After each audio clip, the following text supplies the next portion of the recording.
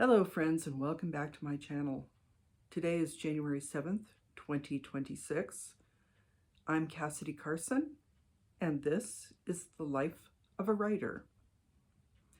If you happened to watch my last video, you'll know I was a little disjointed because I'd been off my normal routine a little bit and was tired because I filmed toward the end of my day. And so I didn't really have any clear or coherent thought processes at the moment, so I rambled a little bit. But I think today I have a much more clear purpose, even though I can't seem to get my mouth in gear. let's see how this goes. But today I'd like to talk about imposter syndrome. And after the events of yesterday, I am tired. I didn't sleep well last night, and that tends to happen when my routine has been thrown off. I am definitely a creature of habit, and if you are someone like me who really thrives on routine and getting your quiet time throughout the course of a day, you may relate to what I will be talking about today. But as I mentioned, this is not about routine. This is about imposter syndrome. And the reason the two relate is that I find when I'm tired, when I've been thrown off my normal routine and get a little more tired than normal, I struggle a lot more with imposter syndrome. And I don't know if other people feel the way I do about it, but today I woke up with a severe case of imposter syndrome, which makes it hard for me to sit down and do any writing because I feel like, what's the point? So I thought I'd give you a little backstory about my time working for state government. I have mentioned that I retired from the Nevada State Archives, where I was the senior archivist at that time. I was there for 17 and a half years, the longest I'd ever been in a job in my adult life. And it was a difficult decision to retire, but it was also easy on one hand because it felt like a good point, that both myself and the archives were at a turning point where it would be good for me to move on. And I started my job at the Nevada State Archives after working in a couple of other state government jobs. I was with the Nevada Commission on Tourism for a few years. Then I worked for the Department of Health and Human Services, which I believe has been broken up, but I was in their public health preparedness program. I enjoyed my job at tourism very much, not so much working in health and human services. That was not really the kind of job that I felt appropriate for. And the reason I had two such different jobs was because I was doing clerical work. I was an administrative assistant. So basically they could plug me into any office, and the routine tasks of those positions were the same. You would do things like travel, maybe tracking people's time and leave, budgeting, helping with budgeting. I mean, it was very low level. So you would be providing the base numbers to people like the, program officers and things like that. So the basic daily tasks of a clerical or administrative assistant were very similar. And the reason I worked in those two offices, like I said, very different offices, was because I knew that type of work. And really, when I left my job at tourism, the reason I was hired at the public health preparedness program was because my supervisor from tourism was working there, and she had switched jobs. She felt that I was good enough at my job that I could handle this new position. But I was not happy at Health and Human Services, and not because it was a terrible job, though it is very difficult and stressful, but because it really wasn't up my alley. So when an opening appeared for the Nevada State Archives, I applied to be a clerical or administrative assistant there. And I didn't hear anything for months and months and thought that the job had been filled, but I decided to be persistent. and I contacted them and said, hey, if you still have this opening, I'm still interested, even though it hadn't been posted. A new position hadn't been posted for a while. Things worked very slow at the state archives because really nothing is urgent when you're relating with historic records. But I didn't understand that at the time. And eventually I was interviewed and I was hired to work as the administrative assistant for the Nevada State Archives. And that was one of the happiest days of my life. That was really where I wanted to be. I had actually applied for a job at the Nevada State Library. The library and archives are connected. They're under the same umbrella.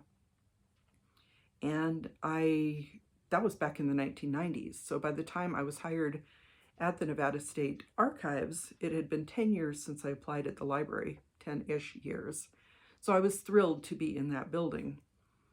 And when I first started that job, I was doing basic clerical work, helping to order things, answering phones, talking to people who came into the office, but I wasn't really given the opportunity to answer any questions or do any of the background work that the archivists were handling because I wasn't trained to do that work, and also because the previous administrative assistant really didn't have a good handle on doing historic research or answering those types of questions.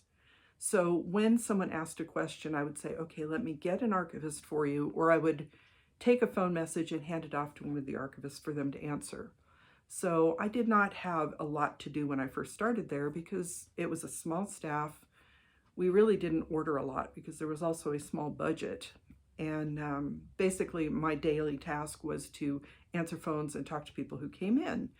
And those interactions were few and far between because not a lot of people needed to do historic research in that repository. The Nevada State Archives handles the historic records of Nevada state government. So it is the institutional memory for the state of Nevada, which is a very vital service.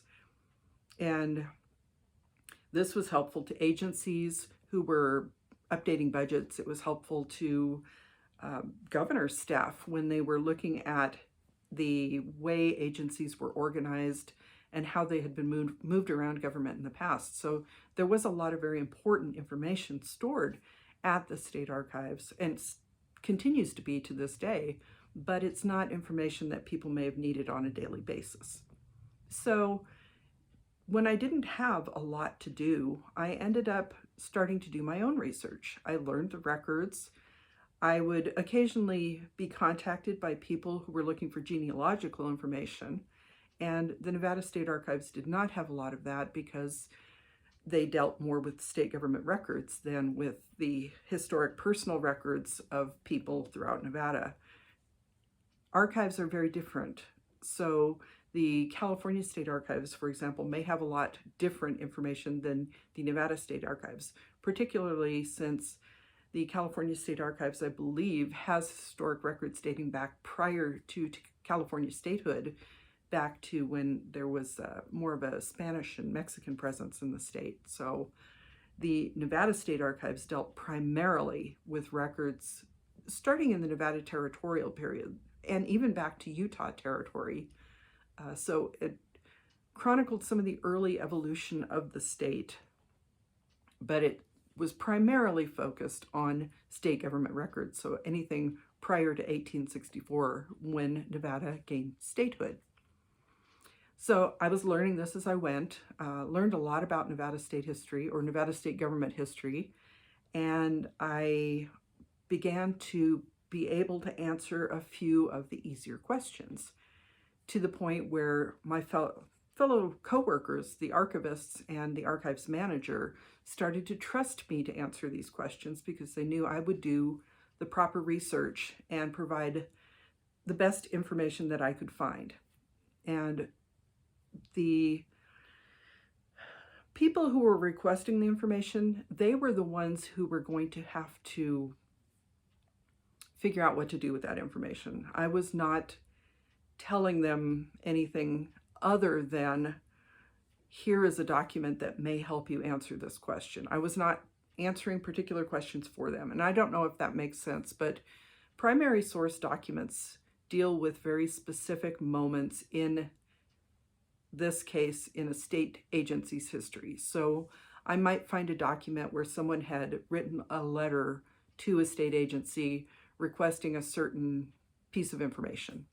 So I would provide the letter, but I would not tell the recipient what to do with the contents of that letter. It was up to them to translate that basically into the information they needed. So that was something very important that I learned, was that I was not trying to translate the documents into some kind of piece of history. I was just providing the raw information. And so that's the difference between an archivist and a historian. A historian is a person who does correlate a lot of this information into something that helps to explain history, whereas an archivist preserves these primary source documents and provides the information to others like historians so that they can do the work.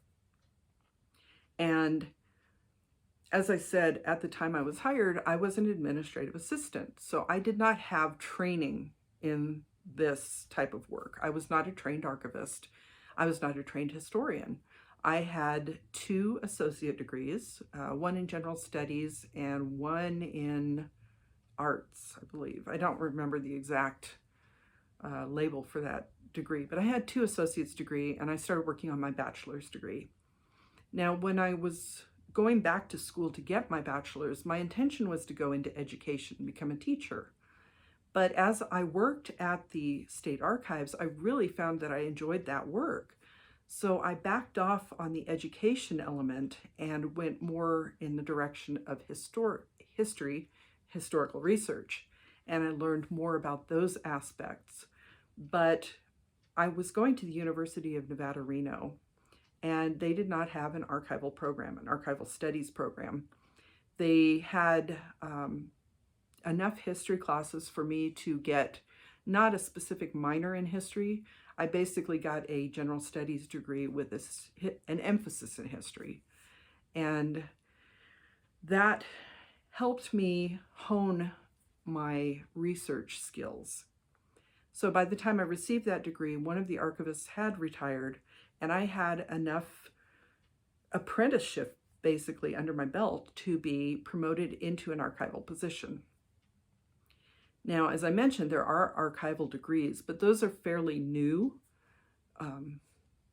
over time. You know, I think within the last half of the 20th century, they really started doing archival degrees. Before that, it was a Master of Library Science with some archival studies, but it wasn't an archival degree. But now they have degrees, they're called MARAs, Masters of Archives and Records Administration, where you get more of a background in the archives. And I know this is probably much too technical, but this is giving you a little bit of background on what I'm dealing with, because as I said, they do have these MARA degrees now. I had a bachelor's degree, not in archival studies, and I was promoted into a position as an archivist. The reason for that was I had a bachelor's degree and I had experience working in an archives. I had been working there for multiple years at the point that I was upgraded. So that gave me a little bit of imposter syndrome, because all of these younger people who were trying to get archival jobs had master's degrees. And I felt that maybe I was not as well trained as some of them. But honestly, that's not the case. I have worked with people who have higher level degrees and they're very intelligent, but the degrees are normally focused on some very specific thing, like for example, people who have PhDs in health. They can handle program work at a health office, basically, but they don't know all of the nuances involved in the office itself. Whereas in my case, learning the archives, I was learning not only the administrative aspect of it, but I learned some of the research aspect of it. Then my supervisor allowed me to do some training in conservation and preservation. So I learned how to do basic book repair and basic paper repair. And I also was a go-between to other programs, for example, the Nevada State Library, the Nevada State Records Center, and the Imaging and Preservation Services program, where I also learned how to do to digitize documents, to scan them and preserve them so that they could be accessed online. So I was getting an overall education as I was serving this apprenticeship working in the archives. And over the years, I learned quite a bit. As I said, the state archives is the institutional memory of Nevada state government. And what I didn't realize was my training was making me institutional memory for the Nevada State Archives. And this really hit me after both of the archivists that I had been working with retired. When the first one retired, I was upgraded to archivist, and the senior archivist was not my direct supervisor, but was training me. So that person actually would bring records into the archives. So I learned that aspect. I learned some records management. And by the time that person retired, I moved into their position because I had had that training in records management and transferring records to the state archives. Plus, I had the experience working on the front line, answering people's questions, plus all of the other things that I had learned, for example, digitization, conservation, and preservation. So in some ways, I had earned what you might consider to be a degree, even though people are not given degrees for on-the-job training, which I find unfortunate. There are programs where you can test to show that you have the knowledge that you would have gained in this class, so you get credit for having done the class without taking it. But I could not find a program that would allow me to get an archival degree based on my basic apprenticeship with the archives. And whenever I went to professional conferences, I always felt a very strong case of imposter syndrome. And this lasted pretty much until the time I retired.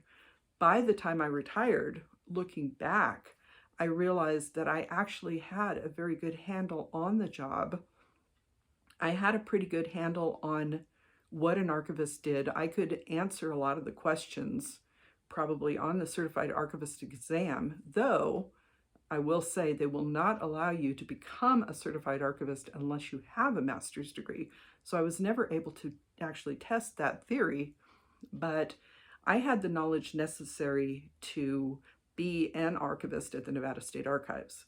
That doesn't mean it would translate to another archives. It just meant that I, as I said, became institutional memory for the Nevada State Archives. I knew the nuances of that program, could deal with the state library when necessary, could deal with records management, and I was a go-between to other state agencies who had questions about archival records. Now, the Nevada State Archives, like most archives, has so many records that nobody knows everything. And the current staff there are very knowledgeable, are also very well educated, and they know what they're doing. But occasionally they still contact me because there may be something that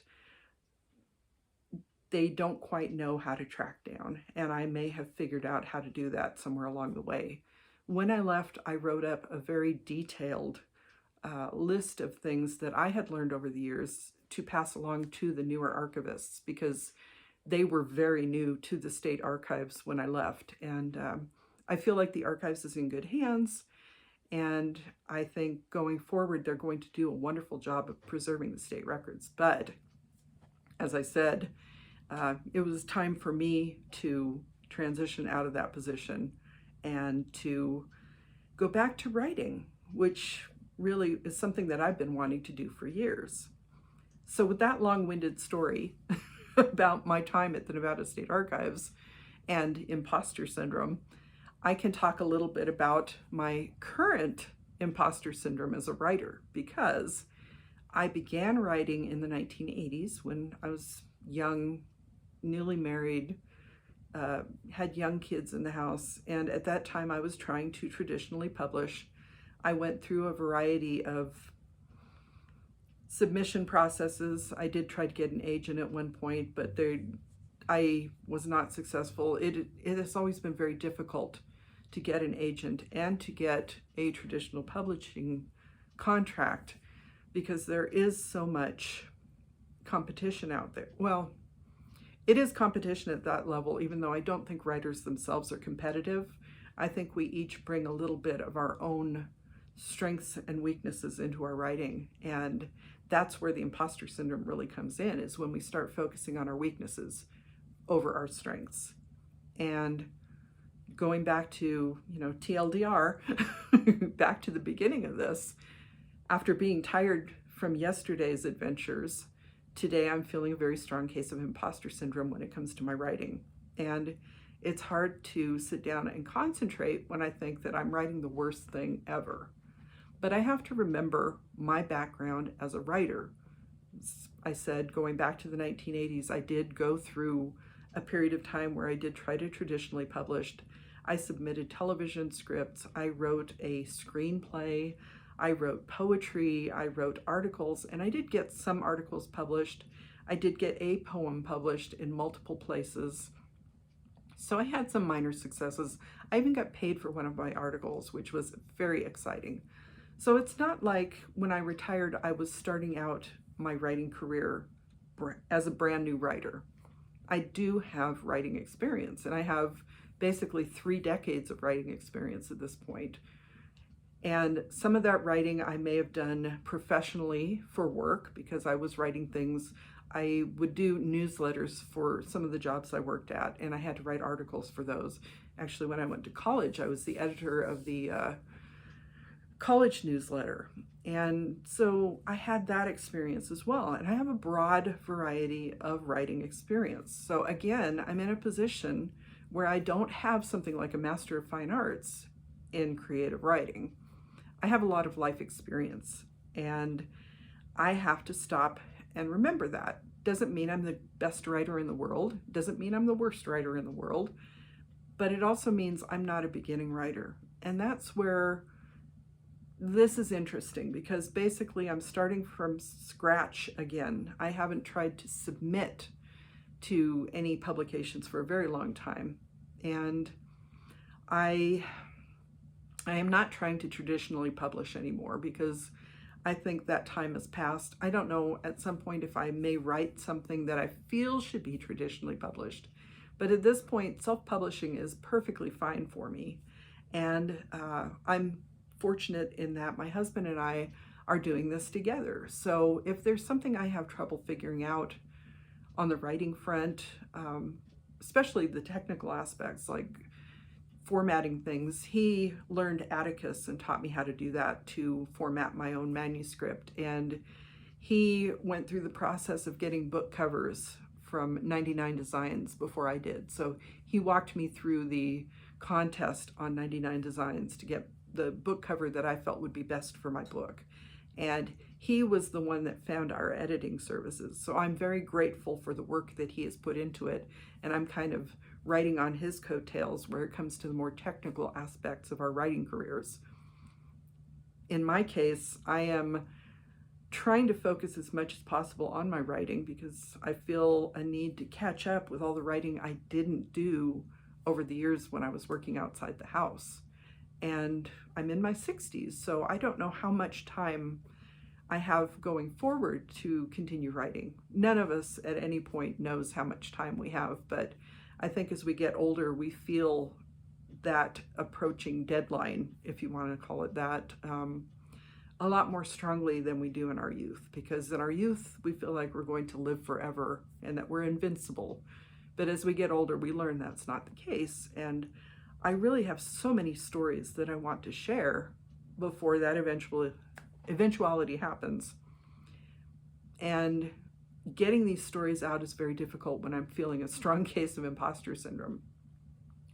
So if you've made it through this entire long-winded discussion about my past and my imposter syndrome, I hope this resonates with you in some way. If you are feeling that you are having a case of imposter syndrome and you don't feel like you should be doing what you're trying to do, whatever it is, if it's writing, painting, your day job, you may be in a clerical position or any other position for that matter. Imposter syndrome can help. Excuse me, I'm still a bit tired, so I'm having problems putting two words together. But even in parenting, we can feel like imposters because growing up, we feel like our parents have all the answers. And when we become parents ourselves, we learn that's not the case, but we feel like we should have the answers. So imposter syndrome can hit anyone, anywhere, at any time, and it can be debilitating. So based on what I've told you about myself and my past, I hope you'll take a moment to reflect on the things you've done. If you're trying to write and publish, think back to when you got started. You must have, even if you are working on your first manuscript, you have put a lot of time and effort into that manuscript. The fact that you sat down and started writing, whether you write longhand, whether you dictate, whether you use a keyboard, whatever works best for you, you are putting in the work and you are learning as you go. And just getting to the point where you can put words down and share them with others means that you are a writer. It doesn't mean, you don't have to have any special degrees to become a writer. Anyone can write.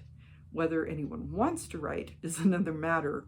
And it's, I have problems relating to people who say, oh, I could never write, because I feel like there are just so many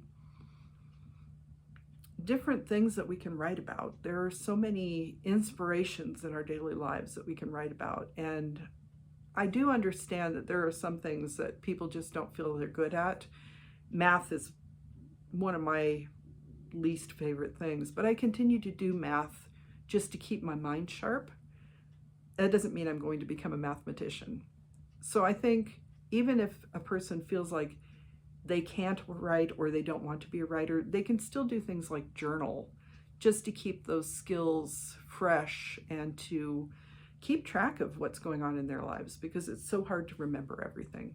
So again, long story short, not at this point because we're almost half an hour into this, but basically what I want you to take out of this is that just because you're feeling a strong case of imposter syndrome doesn't mean that you are an imposter at whatever you're doing. Because I'm sure, like myself, you have a lot more skills and experience than you think about on a regular basis. So take a moment, take a breath, reflect on what you've been doing, and take heart. You can do this. You are not an imposter. If you are doing this as a writer, as I said, anytime you sit down and try to put a story or a poem or an article out into the world, you are learning, you are growing, and you've probably done this more than once, so you have experience. So I hope this is helpful to you. I hope it's not too long-winded, and I do hope that you found my discussion about my time at the Nevada State Archives a little interesting, because I really enjoyed that job. And I feel that is a large part of the person I've become. It does factor into my writing now, as I've mentioned before. And some of the things I learned at the archives, I put very small snippets of that into my paranormal romance, Passion Restored. I have another book in the works for this year that will have a lot more information that I learned at the Nevada State Archives. So Battleborn Bride, I'm hoping to release in October. It will be more of a historical with elements of romance, and I would like to share more of the history of Nevada in that way. At some point, I may even do some nonfiction and lean more into the historical research side versus the archival side. So thank you for hanging out with me. I appreciate if you've made it all the way through this video, because as I said, I was a little bit long-winded today, and I'm still not quite as clear-headed as I am maybe for the most part on normal days, because didn't sleep well and had a pretty big change in my routine yesterday. And as I said in yesterday's video, introverted me needs some time to recuperate from that. But for now, I need to get back to writing. So thank you for joining me today. I'm Cassidy Carson, and this is The Life of a Writer.